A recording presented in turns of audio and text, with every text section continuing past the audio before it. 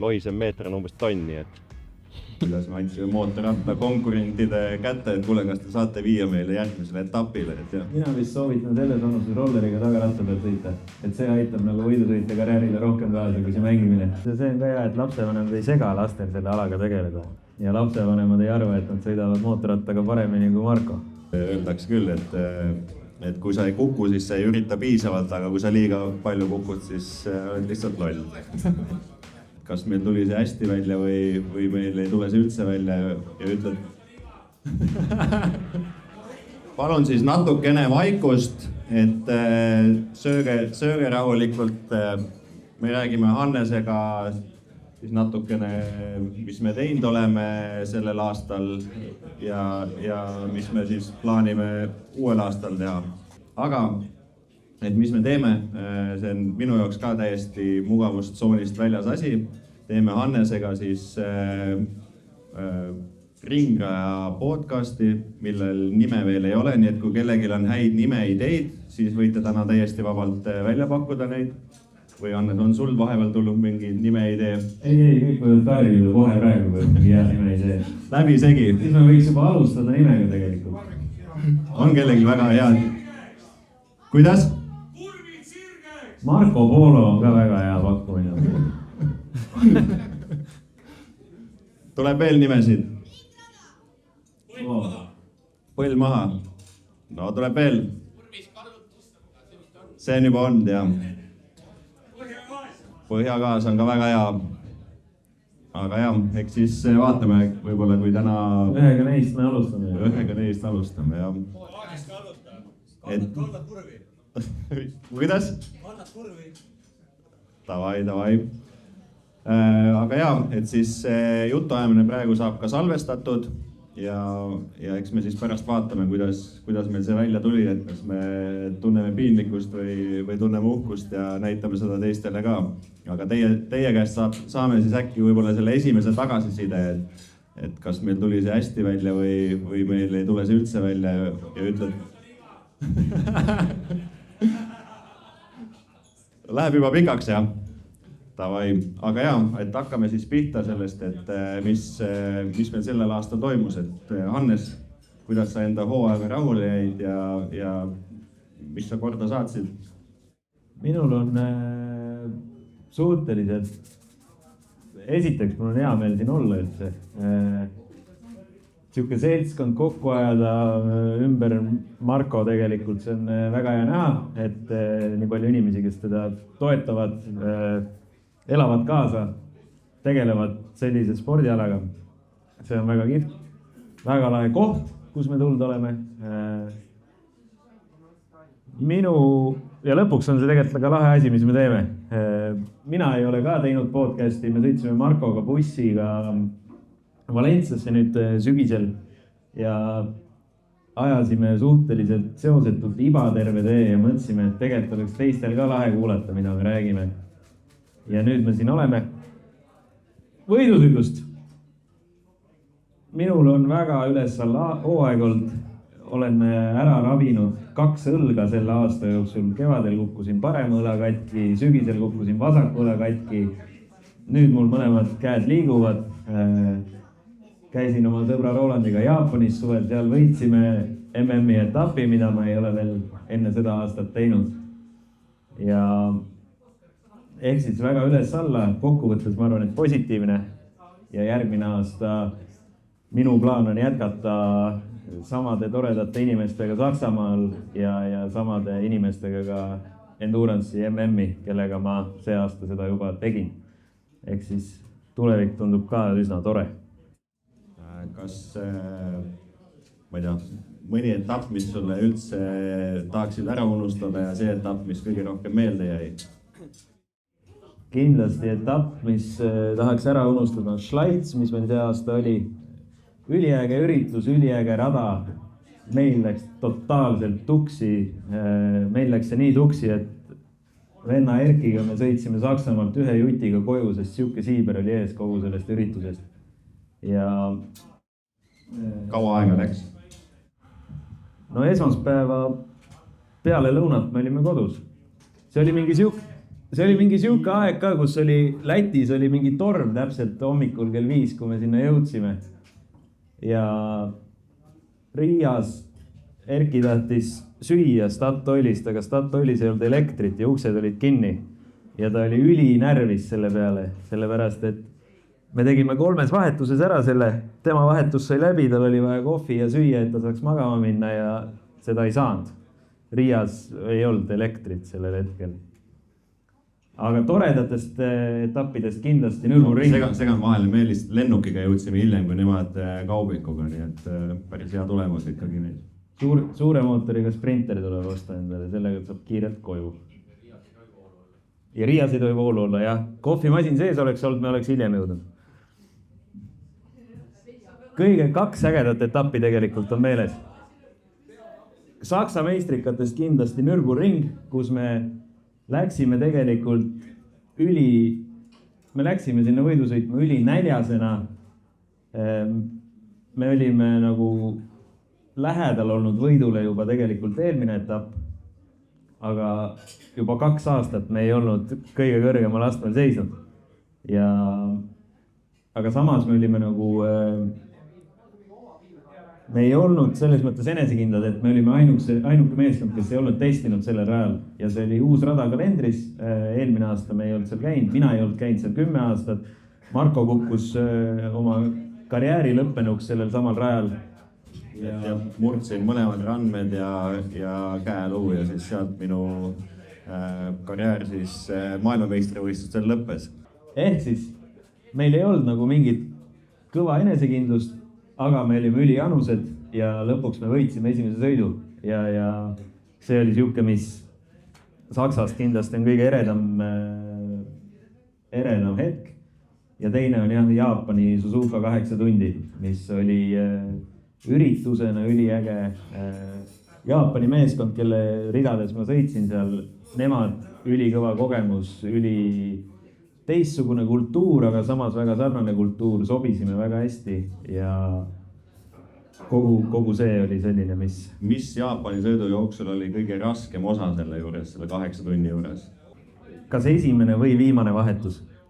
Esimene vahetus oli raske sellepärast, et ma ei joonud piisavalt oma seljakotist ja viimased 4 ringi oli julm vedeliku kaotus, nii et pilk oli nagu hägune ja väsinud ja ma mõtlesin, et kui esimene vahetus on siuke, siis ma ei kujuta ette, kuidas ma need järgmised 3 teen, sellepärast et me tegime siis üks meeskonnakaaslane kukkus kvalifikatsioonis ennast katki, sai sõita täpselt 1 vahetuse sõidu keskel ja siis mina ja 48-aastane Jaapani mees sõitsime põhimõtteliselt 2 peale selle Suzuka 8 tundi ära.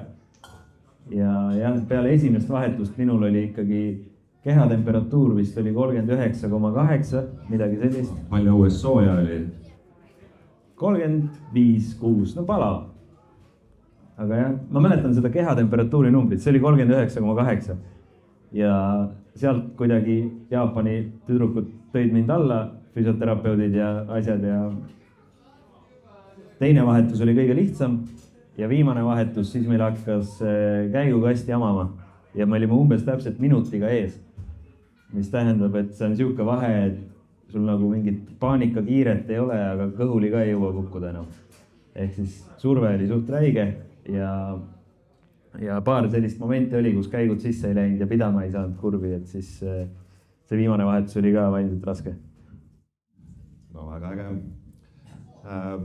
Kas on ka Eesti sõitudest meeles, ilmselt ühel etapil sa osalesid, suurvõidusid, kuidas see meelde jäi? Rajarekordit ei sündinud. Rajarekordit ei sündinud, suure võidusõidu minu üks selliseid elevust tekitavamaid hetki oli see, kui ma üritasin finišis püsti tõusta mootorratta sellega ja kukkusin sealt peaaegu maha siis sõidu lõpus. Päris pole kunagi proovinud umbes 180 kilti tunnis mootorratta seljas püsti tõusta, aga see ei ole kerge. See peab kõvasti valmistuma oma kõhulihastega enne selleks. Aga jah, rohkem ma see aasta kahjuks ei jõudnud sõita. Sellepärast olen ma ka Eesti meistrivõistlustel ja Saksa meistrivõistlustel kokku punktidega täpselt samal positsioonil.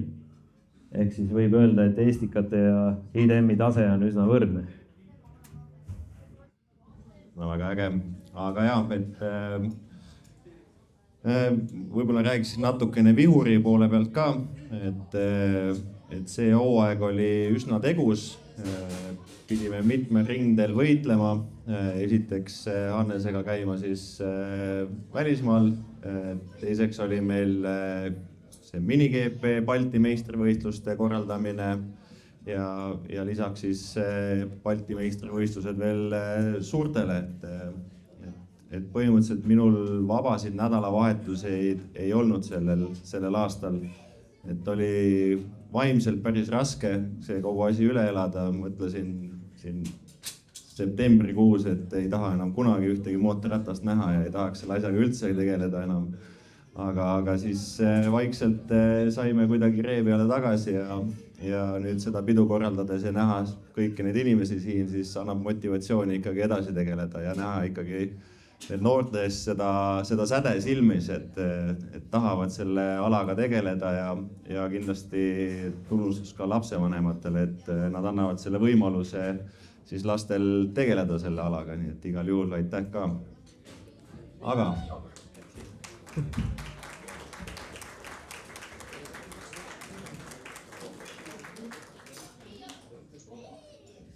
tahtsid küsida midagi? Ei, ma tahtsin öelda, et see on ka hea, et lapsevanemad ei sega lastel selle alaga tegeleda. Vahel nad hakkavad ka seda tegema, aga siin tundub väga tore, et Marko saab öelda, mida teha tuleb ja lapsevanemad ei arva, et nad sõidavad mootorrattaga paremini kui Marko. No. See on jah, tegelikult on tähtis, et lapsed saaks areneda omamoodi ja teha seda asja omamoodi. Tahtsid öelda, Sven, midagi või? Võid tulla rääkida vabalt, et selles mõttes, et meil on väga vaba õhkkond siin ja... Marko, rääkige vaata Hannesega, rääkige ainult võistlusega, rääkige vaata, mis sa Hannes trennis võiks vabal ajal teed, kui mõtled aastat näiteks. Väga hea, kui teil tekib vahe siin küsimusi, siis tulistage vahele, et see kindlasti teeb meil rääkimise natuke lihtsamaks ka. Mis sa teed talvel, mis sa suvel teed, mis sa teed trenniga vahepeal näiteks võistlusega vahepeal ja mõtlesid aastat see või? Mina või Marko? Ei, Hannes, mina ei tee üldse trenni. Ma enam tippspordiga ei tegele, mul on see võimalus, et ma ei pea trenni tegema. Ma teen trenni siis, kui mul tuleb see tunne peale, et ma tahan trenni teha. Mina näiteks, kuna ma septembri keskel kukkusin oma õlaliigesest välja 24 tunni sõidul, siis nädal aega hiljem käisin operatsioonil sellega ja siis olen teinud ainult kummilindiga harjutusi, ehk siis ma ei ole põhimõtteliselt 4 kuud teinud mitte midagi põnevat. Siis täna ma käisin Pärnu ringrajal hobikartidega sõitmas, mis oli metsikult põnev minu jaoks. Ja siis ma sain aru, kui väga ma tegelikult mootorrattaga sõitmist igatsen. Et suvel, kui on hooaeg, siis me ikkagi üritame iga nädal Pärnus sõitmas käia. Mingi hetk sõitsime supermotot, käisime lastega laagris Hiiumaal. Üritan sõita nii palju kui võimalik mootorrattaga. Kuna see alati ei õnnestu, siis kõige lihtsam trenn, kõige kiirem trenn, mida mina teen, on jooks. Jõusaalis hooaja jooksul ma käin väga vähe. Jooks, jalgratas ja nii palju kui võimalik mootorrattaga. Ma tegin seda sportlased vaata kasutavad täna päris palju neid ka internetis see ekraani peal sõidad aina. See on toolis kuskil või mõtike peal. Digitaalsed lahendused kasutavad ka vormel ja mootorrattas selles mõttes on... Mootorrattal ei ole veel tehtud sellist asja, mis aitaks. Et minule pigem... Suzuka rajas õppisid selgeks automängus, et tehakse, et kas tuleb vasakule või paremale kurvi. Mingid uusi radad, Paul Ricard samamoodi, neid ma õpin pigem autosimulaatoriga. Kas need noored peaks kõnegu sõitma selle arvus neid radasid läbi? No enamus noored vist tegelikult mängivad kõiki neid mängu, et see on vist tänapäeval pole väga noort, kes ei tahaks, kes vähegi mootorispordiga seotud on, et kes tahaks ikkagi mängida ikkagi neid MotoGP-d. Mina vist soovitan selles vanuses rolleriga tagaratta peal sõita, et see aitab nagu võidusõite karjäärile rohkem kaasa kui see mängimine. Et jah, et vahet ei ole, kas jalgrattaga samamoodi, et kogu aeg ikkagi 2 ratta peal olla on kõige olulisem, et sõidukilomeetrid on need, mis lõpuks selle tulemuse annavad. Aga jah, et et neid võimalusi nagu Eestis on, et isegi just seesama, nagu sa ütlesid, kardiradasid, et käisime Hiiumaal sõitmas, me käime Aravetel, Põltsamaal, et tegelikult jah, Eestis kardiradade seis on... Ühe ruutkilomeetri kohta on tõsiselt palju ülihäid kardiradu. Ja samamoodi, et meil on ikkagi meie väikse riigi kohta, meil on üliäge nagu suur ringrada olemas, kus saame trenni teha piisavalt, et meil treenimisvõimalused motospordis on ülihead tegelikult. Aga üks küsimus on veel, kas see Grand Turismo film on olemas, et kas see mootorrattaga on ka võimalik selline asi, see korratakse kokku, parivad arvud mängijad? Kindlasti mitte. Ma seda kindlasti ei usu. Autoga on jah, see on nagu lihtsam, et sa saad ühe sõitja kõiki nagu tegevusi sa saad mõõta ja numbritesse panna. Sa saad mõõta, kui palju ta rooli keerab, kui palju ta gaasi annab, kui palju pidurdab. Kuna ta istmes ei liigu. Auto on kogu aeg samas kaalus, aga mootorrattaga, kui mina istun kas sentimeeter eespool või sentimeeter tagapool, siis mootorratas käitub täiesti teistmoodi. Ja seda ei ole võimalik, kindlasti on võimalik, täna ei suudeta mõõta seda niimoodi, et sellest mingi normaalne tulemus tuleks. Et sellel aastal tegelikult jah, sai Hannesega päris palju ju mängitud sellega, et kus kohas sa istud, et sai istme kõrgusega mängitud ja lõpuks leitud ikkagi see sõiduasend, mis selle mootorrattaga talle kõige rohkem sobib ja tänu sellele arvan, et need kõik tulemused ka hakkasid lõpuks looma. Aga jah, mis on tulevikuplaanid?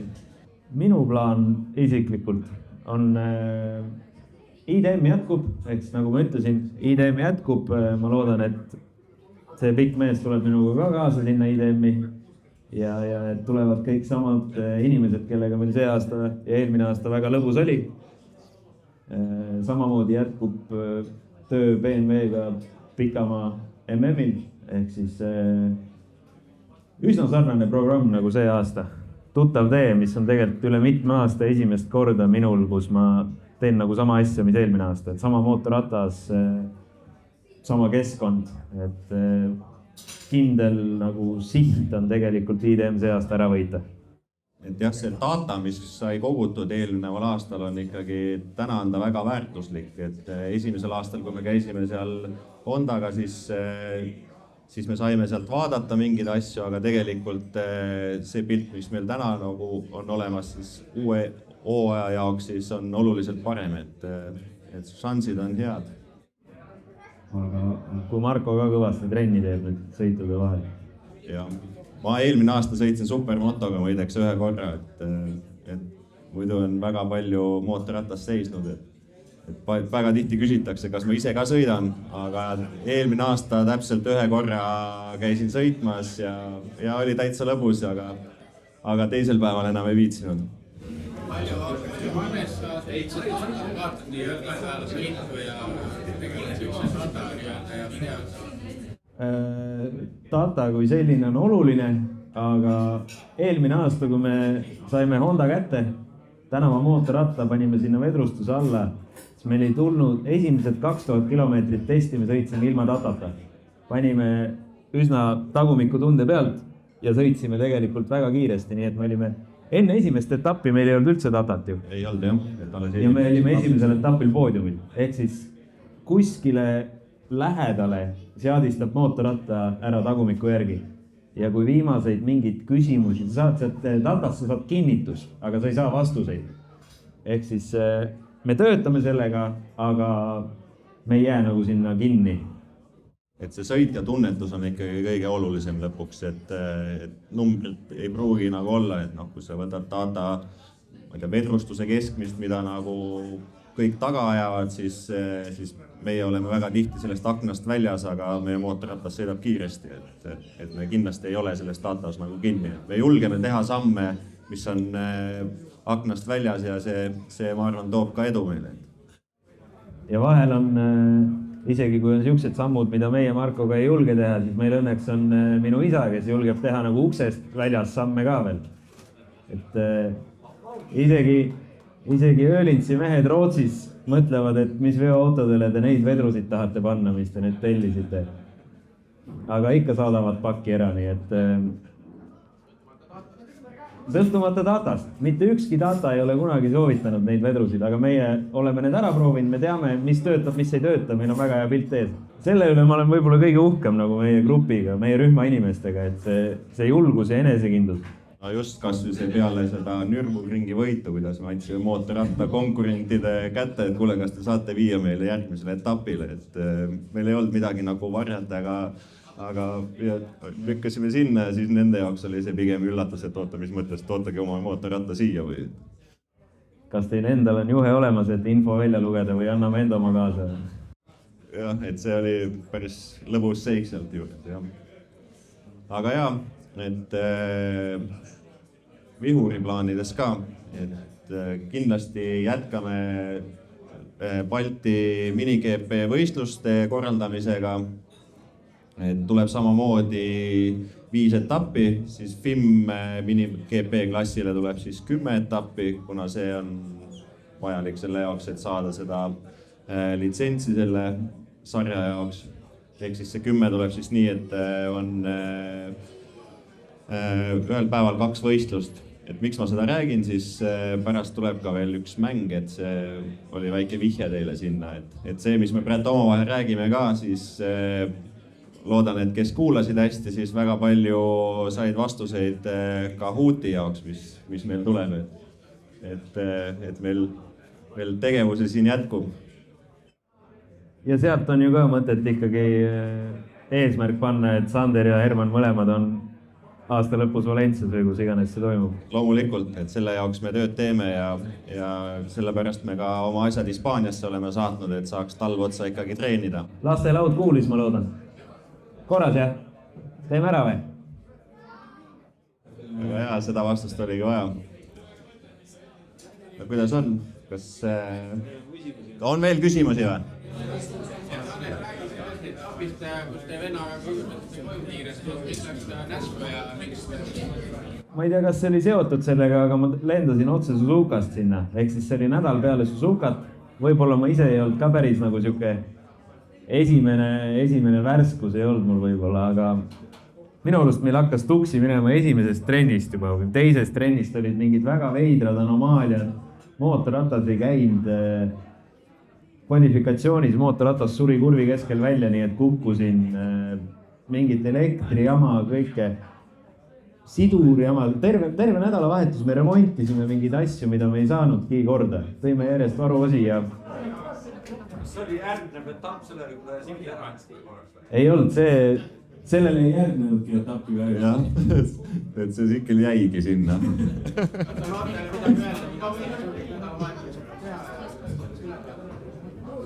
Ega see ei olnud nagu, ma arvan, et me kõik olime päris närvis umbes täpselt esmaspäeva hommikuni, kus me hakkasime mõtlema, et kas me jõuame kolmapäevaks Pärnusse testima või peame neljapäeval tulema.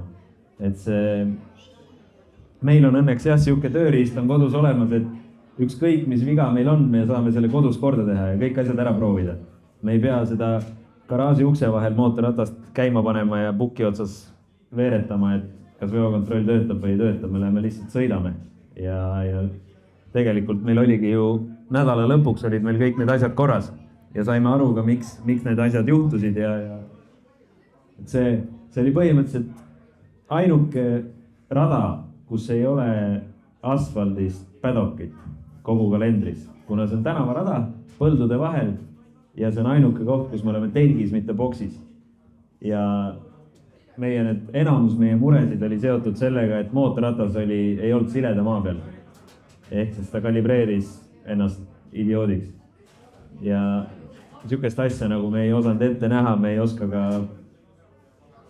vahet ei ole. See ongi lihtsalt vaja läbi kogeda ja edaspidi oled targem, et sama nagu, et su küsimus, et kas noortele nagu midagi öelda, et kuidas peale sellist nädalavahetust nagu toime tulla, siis tegelikult selle peadki lihtsalt läbi kogema ja siis sa oskad sealt endale need järeldused teha. Aga see tuleb nagu meeles hoida, sellest ei tohi, kui sa juba 4. korda ütled, et ma lihtsalt õpin sellest, siis see ei ole enam nagu vabandus.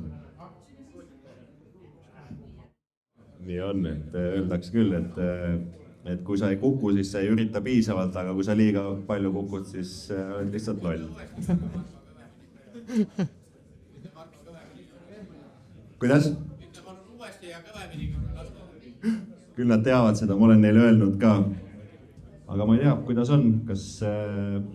Ma tahaks seda sinu sõitmise kohta öelda, et sa võiks tegelikult rohkem sõita mootorrattaga. Mul see üks nagu highlight see aasta oli kindlasti, kui me Markoga supermotoga võidu sõitsime, sellepärast, et ta võib tunduda selline pikk ja aeglane, aga ta sõitis päris kiiresti tegelikult. Ja lisaks sellele, et ta kiire on, oskab ta päris hästi ka mööda sõita. Nii et see väga nauditav kogemus. Aga jaa, ei, tegelikult oli väga lahe koos sõita, et oleks tahtnud rohkem sõita, aga mu füüsiline konditsioon ei võimaldanud seda, sest mu käed läksid lihtsalt jämendaks ja siis ma mõtlesin, et ma ei viitsi rohkem. Teine lahe kogemus oli sama päev, kuna mingid mootorrattad hakkasid vaikselt katki minema ja neid ei puudu supermotosid, siis ma võtsin Hermanni supermotoga kaasa enda ette istuma. Ja siis tegime 3 või 4 ringi Käina kardirajal ja siis Herman tuli sealt maha ja ütles, nüüd ma sain aru, mis on julgus. ja sõitis kohe oma paalega pool sekki kiiremini. Aga ma ei teagi. Laseme jah, et vahepeal selle melu jälle üle. Oi, ikka see käsi püsti sealt tagant. Kelle käsi see on? Erki. Eestis sõitmas või võistlemas? Ma kardan, et üks või Marko täidab need augud äkki ära, kus mina ei käi. Ma arvan, et ei lähegi. Võib-olla siis, kui ma ei tea, saan äkki 50 või midagi taolist. Aitäh. Aga ei, sinna on veel natukene aega, aga pigem ma ei kipu sinna. Ma olen elus nii palju võistelnud ja ma olen ka alates siis 5-aastasest saadik kogu aeg mootorrattaga sõitnud ja eks lõpuks saab võib-olla see isu natuke täis ka. Et praegu on pigem tore vaadata, kuidas noored sõidavad, kuidas Hannes sõidab, kuidas suured harrastajad sõidavad ja proovivad oma parimaid ringiaegasid saada, et seda on palju lahedam vaadata. Ja iga kord, kui Maarjal kargud on, siis ta on jälle hea meel, et ta ei sõida. Mina võin öelda, et Maarjal on karkudega käimise kilomeetreid sellel aastal kindlalt rohkem kui mootorrattaga sõidetud kilomeetreid.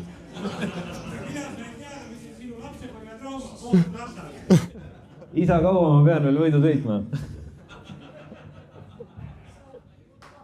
Okei, aga siis tõmbame vist otsad kokku ja võtke veel süüa juurde ja nautige. Kellegil mingi nime mõte on vahepeal tulnud? Jah, nime. Väga hea nimi, väga ilus nimi, poisslapse nimi. Jah. Ei. Onu Marko jutupliiats võib-olla. Okei, aitäh ja siis sööge veel, sest süüa on palju.